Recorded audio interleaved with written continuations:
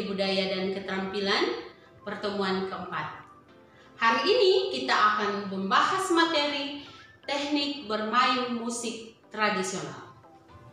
Tujuan pembelajaran yang akan kita capai dalam materi ini adalah yang pertama, mengidentifikasi teknik bermain musik tradisional. Yang kedua, mengidentifikasi gaya bermain musik tradisional. Dan yang ketiga, membandingkan teknik dan gaya bermain musik tradisional. Musik ensemble merupakan perpaduan dari beberapa alat musik yang membentuk suatu orkestra. Di setiap daerah Indonesia memiliki alat orkestra yang sering disebut dengan karawitan.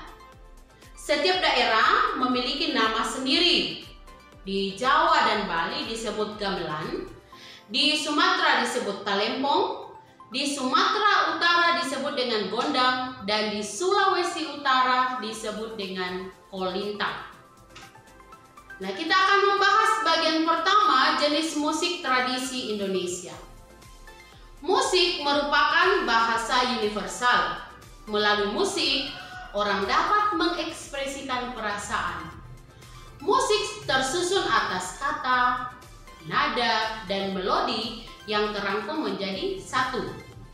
Bahasa musik dapat dipahami lintas budaya, agama, suku, ras, dan juga kelas sosial. Melalui musik, segala jenis perbedaan itu dapat disatukan. Pada prakteknya, musikalitas seseorang itu berbeda-beda. Perbedaan ini disebabkan oleh faktor internal dan eksternal.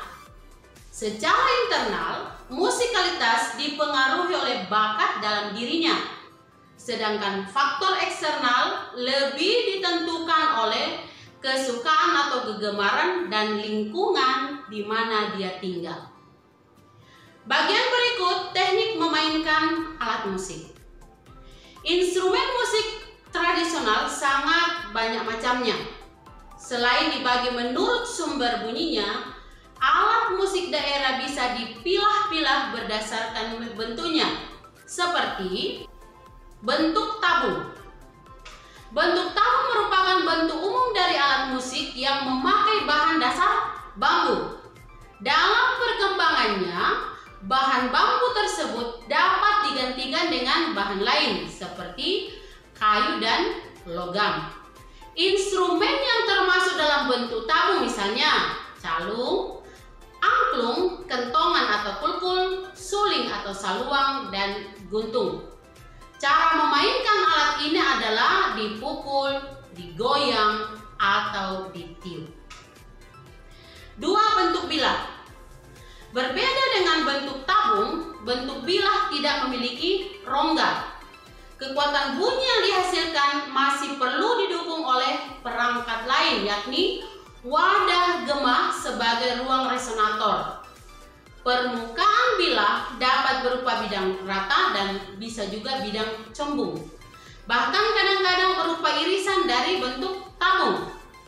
Contoh alat musik berbentuk bilah adalah gambang, kolintang, saron, dan gender. Cara memainkannya adalah dengan cara dipukul. 3. Bentuk pencon. Istilah pencon berasal dari kata pencu atau dari daerah Jawa, yaitu bagian yang menonjol dari suatu bidang datar atau yang dianggap datar. Pencu dimaksudkan sebagai tumpuan pukulan. Baik pencu ke atas maupun ke samping pada umumnya terbuat dari logam. Di negeri kita, alat musik jenis pencon ini terdapat cukup banyak. Yang menarik adalah alat sejenis ditata dengan sistem nada dan penyusunan yang berbeda-beda pada tiap daerah. Misalnya, boning di Jawa dan Sunda, trompong di Bali, kromong di Betawi, talempong Minang, totobuang Ambon, dan kangkanong dari Banjar. Cara memainkan alat musik ini yaitu dengan cara dipukul. Mengenal musik angklung. Angklung merupakan alat musik Indonesia yang terbuat dari bambu dan merupakan warisan budaya bangsa Indonesia dan telah diakui secara internasional oleh UNESCO. Angklung tumbuh dan berkembang pada masyarakat suku Sunda, digunakan untuk upacara yang berkaitan dengan tanaman padi. Sistem nada angklung pada awalnya berdasarkan pelok, salendro, madenda. Angklung jenis ini disebut angklung buhun. Kemudian Pak Daeng Sutikna membuat angklung berlaraskan diatonis. Jenis-jenis angklung. 1. Angklung kanekes. Angklung ini sering disebut sebagai angklung Baduy, digunakan untuk upacara menanam padi. Angklung ini bukan hanya sebatas media hiburan, tetapi juga memiliki nilai magis tertentu. 2. Angklung gubrak. Angklung ini berasal dari kampung Cipiding, kecamatan Cigudeg, juga digunakan untuk menghormati Dewi Padi. Yang ketiga, angklung Dogdol Lonjor. Angklung ini berasal dari masyarakat Banten Selatan di daerah Gunung Halimun. Digunakan pada upacara serentahun menghormati Dewi Padi karena panen berlimpah.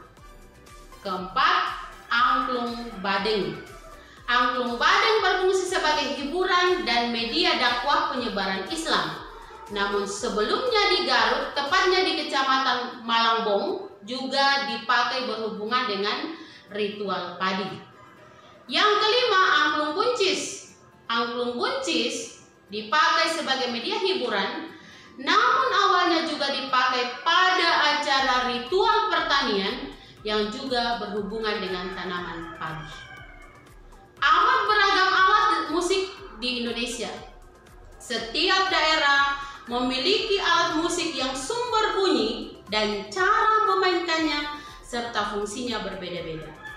Musik tradisi Indonesia berfungsi sebagai pengiring tari, wayang, dan ritual upacara adat. Serta permainan tradisional alat musik dan karya musik tradisional merupakan kekayaan warisan budaya yang perlu dilestarikan dan kita kembangkan. Pelestarian dan pengembangan warisan budaya ini dapat dilakukan dengan tetap peduli dan meneruskan demi anak dan cucu di kemudian hari. Nah, demikian untuk materi kita hari ini, anak-anakku yang baik. Silakan kalian mendalami materi ini dengan mengerjakan tugas berikut.